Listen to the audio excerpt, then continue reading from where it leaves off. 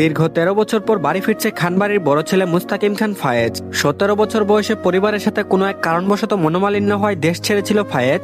আজ এত বছর পর দাদির ইচ্ছায় দেশের মাটিতে 13 বছর পর পা রাখলো ফায়েজ। এয়ারপোর্টে এসে দেখলো তার আগে তার বাবা তৌফিক খান আর ছোট চাচা তারিফ খান দাঁড়িয়েছিল। এত বছরে বাবা চাচার চেহারায় একটু পরিবর্তন দেখা দিলেও চিনতে ভুল হয়নি ফায়েজের। মাঝে মধ্যে মায়ের সাথে কথা হলেও কথা হয়নি বাড়ির অন্য কোনো সদস্যদের সাথে, তবে দাদির সাথে প্রতিদিন কথা হতো।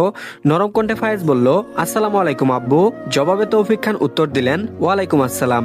আর কত বছর পর ছেলেকে বুকে জড়িয়ে ধরলেন তা বলার বাহিরে। কতটা রাগ ফুঁসে সে সেদিন দেশ ছেড়েছিল আজ তিনি বুঝতে পেরেছেন, কিন্তু সেদিন কি কিছু করার ছিল না? বাবাকে ছেড়ে চাচা তারিফ খানকে সালাম দিল ফায়েজ, তারপর বলল, আসসালামু আলাইকুম চাচু। আদুরে কণ্ঠে তারিফ খান বলল, ওয়ালাইকুম আসসালাম, ভালো আছিস বাবা? ফায়েজ বলল, আলহামদুলিল্লাহ ভালো আছি, তোমরা ভালো আছো? তারিফ খান বলল, আলহামদুলিল্লাহ আমরাও ভালো আছি, চল বাসায় যাই, তোর জন্য সবাই অপেক্ষা করছে। তিনজনে কথা না বাড়িয়ে রওনা দিল বাড়ির উদ্দেশ্যে। যার জন্য দেশে আসা ফায়েজের তিনি হলেন তার দাদি আরজুমান খান। তিনি স্বামীহারা হয়েছেন আজ থেকে 16 বছর আগে। এক হাতে এ পরিবার আগলিয়ে রেখেছেন এতদিন। শেষ বয়সে বড় নাতিকে দেখার জন্য উতলা হয়ে গিয়েছিলেন। চার টানে ফায়েজ দেশের মাটিতে পা রাখলো অবশেষে। ফায়েজের বাবা চাচা মিলিয়ে 3 ভাই।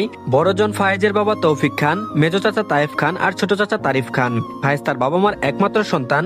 তৌফ খানের 2 ছেলে 1 মেয়ে। বড় ছেলে তামরিন খান উজ্জ্বল আর ছোট ছেলে সায়েদ খান নীল এবং মেয়ে আনাবিয়া খান ঋতু। ছোট চাচার 1 ছেলে 1 মেয়ে, ছেলে ওয়াসিম খান রিক আর মেয়ে ফাইজা খান মুন। তারা যৌথ পরিবারগুলোর মধ্যে শ্রেষ্ঠ। 100 গাথা আছে এদের প্রাণ। আর এদিকে 13 বছর পর ছেলেকে কাছে পেয়ে হাসানারা খান খুশিতে ছেলের বুকে কেঁদে দিলেন। আজ তার কাছে আনন্দ লাগছে।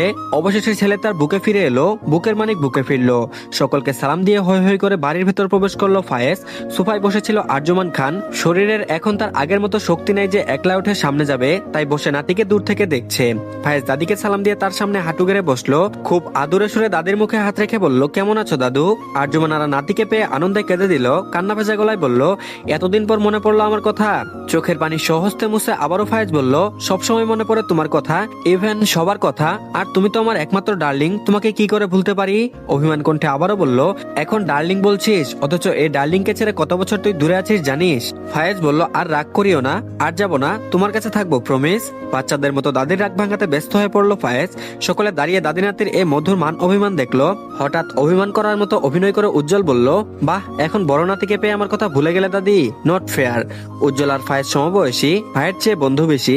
ফায়েজ দাদিকে ছেড়ে উঠে উজ্জ্বলকে জড়িয়ে ধরতে গেলে উজ্জ্বল দূরে সরে যায়। মিছে রাগ নিয়ে বলল, ধরবি না আমায়? এতদিন যখন মনে ছিল না, এখন আমায় ধরতে আসবি না? আমি আপনাকে চিনি না। ভাই ওরফে বন্ধুর যে অভিমান অনেক বেশি হয়েছে বেশ বুঝলো ফায়েজ, তাই আবারও দৌড়ে জড়িয়ে ধরলো উজ্জ্বলকে। এবার উজ্জ্বল আর সরল না। ফায়েজ বেশ কয়েকবার সরিয়ে বলল। হঠাৎ রিক বলে উঠলো, তাহলে তুমি আমাদের বড় ভাইয়া? ফায়েজ উজ্জ্বলকে ছেড়ে দিয়ে রিকের দিকে তাকালো। এর আগে কখনো দেখেনি সে, নাম শুনেছে, তার আরো কয়েকটা ভাই বোন আছে, জানে না ফায়েজ। ছেলেটা বেশ শুকনা, এবার নাকি ক্লাস 9-এ পড়ে, দাদির থেকে শুনেছে। মিষ্টি একটা হাসি দিল ফায়েজ। তার ব্যাগ থেকে 2টো প্যাকেট বের করে রিকের দিকে দিয়ে বলল, জি ছোট মহাশয়, আমি আপনার ভাইয়া। গিফট পেয়ে রিকের আনন্দ দ্বিগুণ হয়ে গেল। তারপর বলল, ধন্যবাদ ভাইয়া, বলে ফায়েজকে জড়িয়ে ধরলো। ফায়েজ পরিবারের সকলের জন্য আনা গিফট তাদের বুঝিয়ে দিল। হঠাৎ একরাশ অভিমান নিয়ে ফায়েজ বলল, আম্মু আমি কোন রুমে যাব? হাসানারা খানের বুকের ভেতরটা ধক করে উঠলো। সেদিন তার জন্য তো ছেলে দেশ ছাড়লো। যদি তিনি না চাইতেন তাহলে ছেলে আজ এতটা রাগ পুষে রাখতো না। তবুও হেসে উত্তর দিলেন, তোর রুমটা বাবা তোরই আছে। আর কথা না বাড়িয়ে দোতলায় চলে গেল লাগেজ নিয়ে।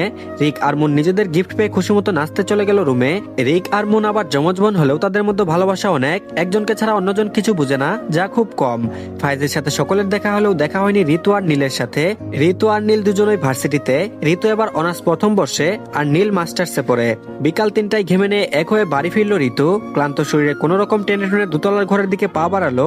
নিজের রুমে ঢুকতে গিয়েও থেমে গেল ঋতু। তার পাশের রুমে এত বছর তালা দেখে অভ্যস্ত হয়ে আসা মেয়েটা আজ তালা খোলা দেখে একটু না অনেকখানি অবাক হলো। তবে ক্লান্ত শরীর নিয়ে সব গবেষণা করা তার বাচ্চামো ছাড়া কিছুই না, তাই সেদিকে মনোযোগ না দিয়ে নিজের রুমে গিয়ে বেশ লম্বা একটা শাওয়ার নিল ঋতু।